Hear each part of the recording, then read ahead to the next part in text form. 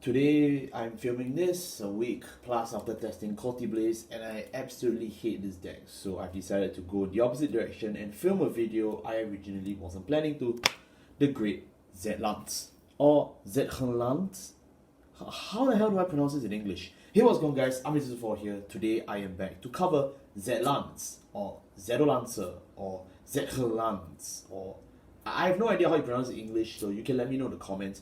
I'm just going to follow what's printed here. Today we are talking about Zedlance in DivineZ. And I know what a lot of you are thinking, who the hell is Zedlance? And Zedlance is actually a deck from Triple Drive Booster, which is a set we've not seen in very long. Triple Drive Booster came out as the last set on Willdress, where they reprinted a lot of the expensive stuff that you can enjoy today. And it was a very well selling set in Japan as well as in the Japanese regions. But that set's long gone and the stock is relatively limited printed. So the decks that came from there, which is Luan or Leuhan, depending on how you pronounce that too, and Zedhlans have been affected. So I actually covered Leuhan in DivineZ already. You can check the link in the description. But I kind of did a Zedhlans video very quickly before DivineZ. I never really got a chance to do after DivineZ. So I did feel bad, it's a deck that I do enjoy. So today I thought I would give it some justice and cover it properly. This is especially because Dragon Empire is in the weirdest state it's possibly been in years. It just feels weird that so much of us do the same thing, but yet we all end up completely different. But the reason why I want to cover Zedhlans today is because Zedhlans is not weak because of the meta. He's weak because of what he has himself, i.e. he only has a very small limited batch of cards. And mechanically he's not even at his fullest power yet, because he still does not have a way to set a forge on turn 3. To be able to get 3 forges on turn 3, and then he can, really become much more powerful in a lot of the current decks in DivineZ, especially in Dragon Empire. So today we're going to go through that real quick. It's going to be a relatively faster video. I'm going to link the previous Zedlance video link in the description, and we'll go through it. It won't take long. I don't think it will, so just bear with me. Obviously, for our right deck, we obviously have the Energy Crest. I don't think this is a surprise to anyone. If you need to know more about, energy, please check the link in the description below, because this is where I will list my DivineZ Explain video. I've spent a lot of effort on that when it came out. I really hope that video does well, and again, I hope you guys share it around, because I was really proud of it. A lot of the facts are still true, I would say, till today. So yeah, but that generally will give you all the basics on energy. Grade 1, grade 0 is Apprentice Blacksmith, Hopeful Blacksmith Zedlance. This is his grade 0 form. You need to play the grade 0 and you need to play the grade 1. The grade 1 is Hopeful Blacksmith Zedlance. When riding upon a unit of Zedlance in its card name, you can search your deck for the top 5 cards. Add up to 1 Iron Forge. In English, they call it Wrought Iron. I don't know why, but that's the name of the archetype in English. So you can add up to 1 Wrought Iron card from among them to your hand and shuffle the deck. Now, Wrought Iron is not only an sub-archetype, just like, Liberators, but it is also a literal spell card. It is a field spell, which is a forge, or as they now call it now, the Wrought Iron Forge, or Smithy in English. I don't know why the English version keeps putting in so many weird words in this deck. Like, there's nothing wrong with the names here, but, they just did that. But never mind. The grade 2 is gonna be Blacksmith Dragon Zedlance. When riding upon a grade 1 with Zedlance in its card name, and it's double rare by the way, it's a really nice foiling. Search your deck directly for 1 forge and add it to your hand. So from there, you generally will always get a forge. You can sell turn 2, which is generally what you want to do. You want to be able to set the forge as early as possible. And that's all he does. He is a bearer of the Iron Forge archetype name. So I know some people who are relatively desperate and need more Iron Forge names. This is the only other card you can actually consider playing in the deck. And he's definitely the nicest art of Zedlance in my opinion, because you can tell he's starting out as a blacksmith. He's got a basic set of gears and equipments with a basic flamethrower and 2 axes. It's really nice with some light armor. By the time he reaches grade 3, he's obviously a lot more heavily armored. He's got very big weapons and big armor as well. But it kind of loses the charm of the whole, self-made kind of stuff. It's just, yeah. But it's still a nice art. It's still a cool guy. This is Wrought Iron Dragon King Zedlance, or in English, or in Japanese, we call it, the Iron Forge Dragon King Zedlance. when riding upon a unit with Zedhlans in its card name, which includes himself by the way, so if you persona or if you just ride a grade 2 tree, you can search your deck or drop for a set order and add it to the hand. Now, you may be wondering, set order, what does that matter? First of all, the Smith is a set order, the Ironforge itself is a set order. Secondly, if you are playing in Festival Booster 2024, which by the time this video has come out, I think I would have already done the unboxing for that set, but I may be wrong as well. It contains set orders for every nation. So every nation from now on now has at least one generic set order, and you could potentially play it in Zedlance to search it out. Although I don't really think that's necessary though, it is completely viable, so you can feel free to do that if you want. When this unit attacks, Counterblast 1, and then if this unit gains +1 drive. If you have used the ability of a Forge 3 times or more this turn, which I'll explain more later, this unit, at the end of the battle, this unit attacks, stands this unit, and it gets plus 10,000 power and -1 drive. Sorry, -3 drive, -1 drive, lol. -3 drive, yeah, so his drive drops to 0. Because he got triple drive when he first attacked, and in second attack, he just gets no drives. This is where the real problem is. On first glance, even on turn 3, if it's a 13k triple drive Vanguard, it's pretty good. I mean, it's still nice. But from turn 4 onwards, if he has triple drive and the restand, that's even better. But it would be even better if he got his restand right now. If he got his restand on turn 3, that would make Zedlance definitely a tier, I would say 2 or even 1.5 meta contender. But he doesn't have that support yet, so it kind of sucks. But if he had that, it would be really good. Really, Zedlance is just held back by himself and not, say, the meta or anything. Because Zedlance is a deck is very flexible, and we'll show you why in a bit. Moving on to our Forge. This is our Forge. We obviously play 4 copies of it. It's also from Triple Drive Booster. The whole archetype is from, Triple Drive Booster, so don't be surprised. This one skill is you can play this with a Vanguard with Zedlance in its card name. You can rest this card in the set order zone. Choose one of your units and it gains 5,000 pounds to the end of the turn. If you selected a unit with Ironforge, it gets intercept, it gets 5,000 shield, and and it lasts all the way to the end of your opponent's next turn. So basically, if you rest it, you give something 5. So basically, it's a free plus 5k bonus you can throw around on the board. And if you have 2, you can give 2 units 5k. If it's 3, it's 3 units 4. It's everything. And the other fun part is that you're not only creating weapons for your Ironforge men, you're also being able to give them shields because you give them additional 5,000 shield and an intercept. So basically, all your intercepts are like effect draws, which are pretty good. And even the most worthless Ironforge cards will gain 5,000 shield, which is nice. So the only problem obviously is that it's locked to an in-archetype name, which means you kind of have to wait for more in-archetype names for this to be better. But it's pretty good as of now. Again, Zedlance is really just held back by himself, and you're going to hear that comment a few more times in this video. Not only that though, it's a grade 2 Forge, which means you can only set 1 on turn 2, 1 on turn 3, 1 on turn 4, which kind of tells you why Zedlance's restand only happens on turn 4. If there was a grade 1 Forge or grade 2 superior set of Forge, you could do this a turn earlier, and that will make Zedlance a lot more threatening. Moving on to our grade 3s. Our grade 3s, we play 1 copy of Zedlance in the right deck. I mean, I just mentioned this just now, so I don't think this is a surprise. We play 3 copies of Zedlance in the main deck, and then for other grade 3, we play 4 copies of Ironforge Dragon, Fierce Galer. So I've already covered Zedlance, so I won't really go through it. Zedlance obviously needs his persona right, because he has on the right skill. And then we have Fierce Galer. Fierce Galer, if chosen by the effect of your Forge when this unit attacks, it gains 5,000 power. Then you can Soul Blast 2, choose one of your opponent's rear guards, and retire it. The retire cost is very expensive, although it's nice to have a quick way to retire. But what you really want is for him to be a 23k beater on the board, because he gets 5k from his own skill and then 5k from the Forge. Other than that though, this is our weakest named Ironforge card. So if we do get a lot of Ironforge support in the future, maybe even in DZBTO 3, I don't know. But, you can expect to see this guy leave the deck. But he's, for the sake of in-archetype names, you need to play him for now, so we have no choice. For our grade 2s, we obviously play a copy of Ironforge Dragon Zedlance himself in the right deck. But we also play another. We play this guy. He's also an Ironforge Dragon. He's really strong. And then we play 4 copies of Hungersaurus.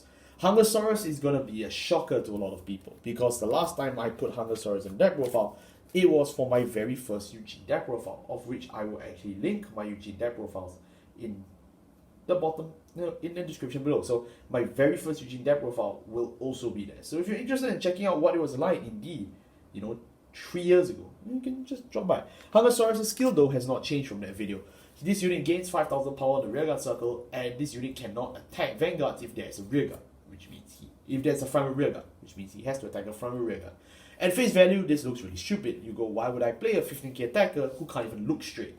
Well, that's because of a few reasons. First of all, Zedhlans, as you can tell, is a relatively slower deck. This is a deck that wants to take its time to be able to reach turn 4. So you actually want a way to compete on the board, and Brachioforce isn't exactly a great method of that as of now because of how easy it is to guard, especially with their energy cyclers, which allow you to guard a lot of cheap aggression. With cards like Hungersaurus, who is 15k, and he can even hop to 20k if there's a Forge, or 28k boosted, generally means that the attack is going to hit. He is going to kill whatever he ends up landing his fangs upon, be it a straight rearguard that you need to just poke off from the front row, or even the opponent's Vanguard himself, because there's no restriction to that 5k. So you could swing 15k to a 10k opponent Vanguard, or even 8k, and that generally will demand a lot of cards to guard from the hand, and that's still pretty good. Alternatively, if you're very concerned, you can just have your Vanguard Zedlance attack the rearguard for you. And then after that, Hungersaurus can attack the Vanguard tip. So you just swap places in terms of who does the attack order. And it generally doesn't matter because the Vanguard Zedlance is usually the smallest number, at least for the early games of turn 2 and 3. So all in all though, Hungersaurus is really just there to compete for tempo. Again, there are better cards you could play, I guess, like Shenri if you really wanted to. But for me, I really have been enjoying Hungersaurus while testing this, so I would recommend you to give him a shot. That being said though, if there's future Zedlance support, Hungersaurus is definitely leaving because, he's just a stopgap measure. He just helps to fill in the early game tempo, but he doesn't do much outside of that. Someone who does a lot as early as turn 2 though is going to be this guy. His skill is that when chosen by the effect of 9 Forge, you can come +1, draw a card. So it's basically Friendly Broccoli, 1.5 away, Strafe Command Dragon every turn, which means every turn you ping him with a Forge, you CB1 draw 1. That's insane. I don't think I can describe that to you. This is your number 1 search target of hopeful Blacksmith Zedlance. This is the one card you need to look for and mulligan for. But he also has another effect, if he's chosen, he gains resist. He gains resist for a turn. So that's really nice. You give him a little nice coating of resist armor, and in exchange he gives you a draw for CB1. He's generally the main advantage engine, if you can call it that, but he's really, really neat. I think this guy is definitely someone you will keep in Zedlance for years to come. Moving on to our grade 1s. Our grade 1s, we play, as I mentioned just now, Apprentice Blacksmith Zedlance. That is our grade 1 right deck card, but for the rest of the deck, we also play 4 Perfect Guards because we want to stay alive. We play 4 copies of this guy. We play 4 Justina, and then we play 3 copies of Pursuit Patera. So a lot of grade 1s in this list because we are leaning towards competing for the early game. Pursuit Patera is really good to put behind your Zedlance columns because it gives your Zedlance the Brachioforce on hit. When this unit boosts Soul Blast 1, choose one of the boosted units and he gets on Vanguard Rearguard Circle. At the end of the battle that this unit attack hits, choose one of your opponent's Rearguard to retire it. Now, you can use this as early as turn 2 to be able to give your Vanguard basically the Brachioforce number. And because now your Vanguard Zedhlans, who's acting as if he's a Brachioforce, has a drive check, it makes it very much harder to guard. You generally get so much guard pressure from this thing that if your opponent's very sensitive on his board, he's not going to let this hit, or if not, he's just not going to bother even early attacking because it's just not worth the cards to throw on the board. He's also worried that on turn 4, Zedlance is going to become a multi-attacking Vanguard with potential Persona Ride, which can easily spell the end for him if he's not careful. And with the Forge throwing magic numbers of 5k around, there really needs to be a way for your opponent to calculate how early he's going to guard. Unless he's Rezile, but okay. Again, Zedhlans is not meant to compete the best at format, but you get my point. Generally speaking, this guy is a 3-off because if you have excess of Pursuit Patera, you generally aren't doing well. Justina is from DZBTO2, and I've already put her in my Vajra deck profile, so you would have Did I play Virgila? I feel like I can play Virgila, but if not, she's definitely one of my Dragon Empire decks this wave. But if you've never checked them out before, it's completely fine. Justina, when placed on the Vanguard circle from the hand, choose a card from your hand and discard it, search your deck for an order, put it into the drop zone, and you can play the order from the drop zone, and if you do, it goes back to the bottom of the deck. Justina is very important because if you put a set order to the bottom of your deck, to the drop zone, and you play it from the drop zone, instead of going to the bottom deck, it is set in the order zone, which basically means Justina is the easy way to ensure infinite consistency for all your forges. Your right line, Zedlance's right line is actually pretty good. You know, you get one card of this guy, who you usually pick a normal unit, you have a forge of him, and a forge of your grade 3 ride, which means as long as you ride normally, you will have +3 in hand, which is again a lot for Dragon Empire. But not only that though, it does mean you actually gain 2 forges, generally. And if you don't draw your third forge, you will be in a lot of trouble because Zedlance needs his third forge to reach his full potential. Justina solves that by making sure that by turn 4, even if you do not Persona rank, you are guaranteed to find a total of 3 forges by turn 4, which generally means you can win the game from there on out. PGs, because we want to stay alive, I think we know that. And then last one's this guy. When chosen for the effect of the Iron Forge, because he's Iron Forge himself, when chosen by the effect of Iron Forge, you can soul charge 1, which is nice. It helps out with stuff like Fierce Galer, but he's not exactly your greatest priority target for soul charging. And sometimes you soul charge your triggers and you start to cry. Second skill is that at the end of the battle, there's unit boosts. If you have a greater or greater Vanguard, Zedlance is card name. If you've not counter charge his turn, retire this unit, counter charge 1. Zedlance doesn't really use that much counter blast outside of stuff like this guy. And then of course Zedlance the grade 3 himself. But this basically means that you have some form of in-archetype resource for Zedlance by giving you a soul charger and a counter charger. I think that's just really what's needed now as the basics of Dragon Empire. If you're starting a Dragon Empire deck, you definitely want to make sure that your deck already has access to some form of counter charge. If not, you generally just aren't doing very well in the society. Zedlance did that right. Zedlance actually got one in his first set, which is good, but I do hope that future support will help him even more. And last but not least, our grade zeros. Obviously we played the grade 0 Zedlance in the right deck. This is the last Zedlance we are playing. We play 1 OT. I chose the red OT, which is Spiritual King of Ignition Valnor. It gives you extra attacks for the rear guards because you give them magic numbers. It really helps. But frankly speaking, any, and I mean this sincerely, any Crit Elemental OT works with Zedlance. Whatever you do, just don't play Jogveda. The rest is pretty standard. It's 8 crit, 4 heal, 3 fight draws. I don't think I need to explain this. It's a restanding Vanguard deck, so it happens. And that will wrap up my deck profile for Zedlance in DivineZ. Very frankly, this is a deck I've enjoyed a lot more than I thought. While testing it though, it starts off very rough because again, Zedlance doesn't really have much in engine cards and in archetype cards. So you really ask yourself, what the hell am I supposed to fill in? But Zedlance's main issues, just as a core, is that he doesn't really have much power attackers nor a way to compete for the early game because Zedlance just cannot survive in the early game. He scales over time so well, but for some reason Bushiroad just didn't give him support to allow him to live much in the early game. So when building a Zedlance deck, your number one priority is to play cards that allow you to live in the early game.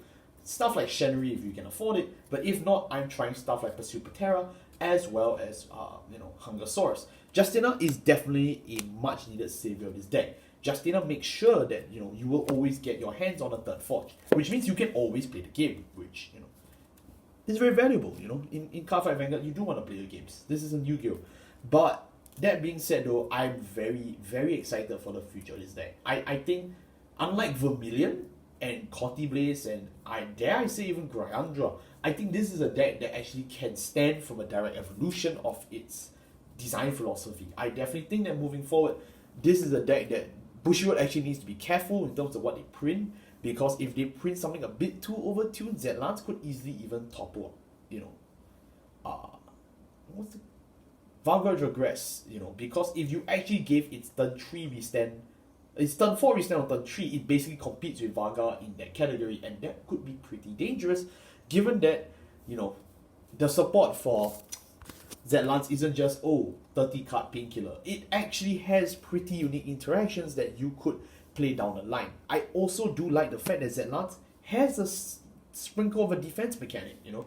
A lot of people, ever since last year, always complain, Vanguard doesn't have enough defensive mechanics. We need more defense evolutions. We need better ways to ensure defense is better integrated in the game because of the lowering shield ratio and yada, yada, yada, yada. Well, I like the fact that even a deck like Zedlance, who is mostly forgotten by people, even he has some form of defense for a not DivineZ deck, which is quite shocking, you know. It still stuns me to today that they even bothered to do that. And I'm grateful. So again, I still think that this deck is about 1 to 2 cards away from being pretty good. And that's really why I wanted to cover this more than anything else. Because Kotihblaze is just complete shit. I'm not doing a deck profile for that deck, I'm saying it now. Unless they directly print 4 more promos that completely overhaul the deck, like Majesty Lord Blaster, I just don't see myself doing Khotiblaze. That streamos. I'm never getting that 2 hours of my life back. Thank you so much for watching. I'll see you next time. Take care.